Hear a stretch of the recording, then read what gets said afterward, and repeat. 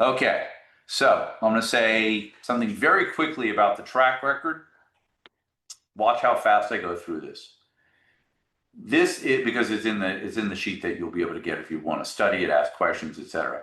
Okay, the conservative 2 ETF portfolio is doing pretty well against this, which is 30-70 mix, going back to the beginning of 2022. It's my live account. I came up with this modified version that's more aggressive. And so, okay, that would benchmark against the 60-40 balanced portfolio, ticker symbols AOR, like AOK for this one. And that is also doing pretty well. But this is what I look at.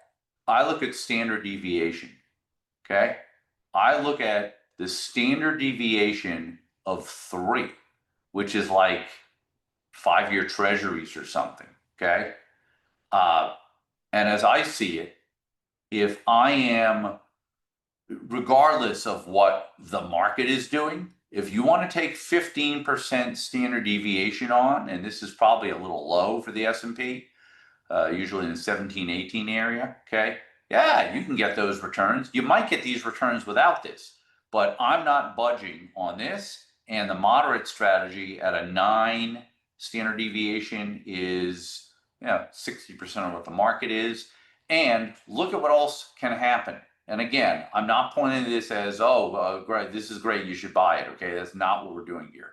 But I think it's ironic here with all the performance chasing and stock picking going on out there. The average of the top 1,000 U.S. stocks, the S&P 500 plus the next 500, this is up 9.6% the last 3 years with a fraction of the risk, 1/5 the risk. You might be able to rival it without owning more than 2 ETFs. Now, again, it's the past, but this is concept I'm talking about. And if you notch it up a little bit more, taking maybe half the risk, you have a chance, to outperform. Now, look, I've seen this type of thing happen through my entire career. It's what I based my whole investment or portfolio management and construction methodology on. Taking less risk, it doesn't mean you're going to make more money, but I think you ride out the bumps a lot more because this, I don't think, is a realistic long-term annualized return over 3 years. And this is the other side of it, okay? This is what happened earlier this year.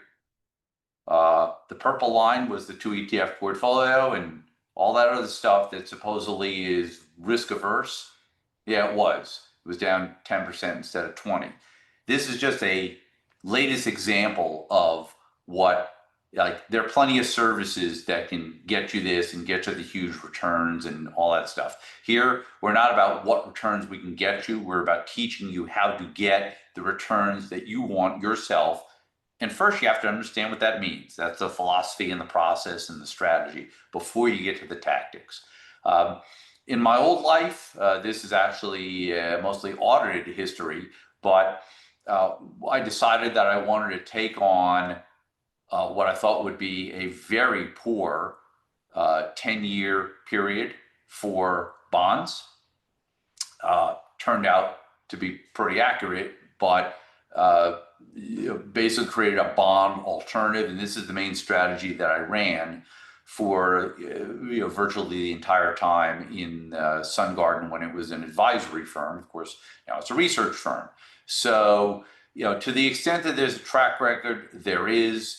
If you never look at it again, I wouldn't think about it for a second. But I think the important points about return and track record and especially risk management are what I just made.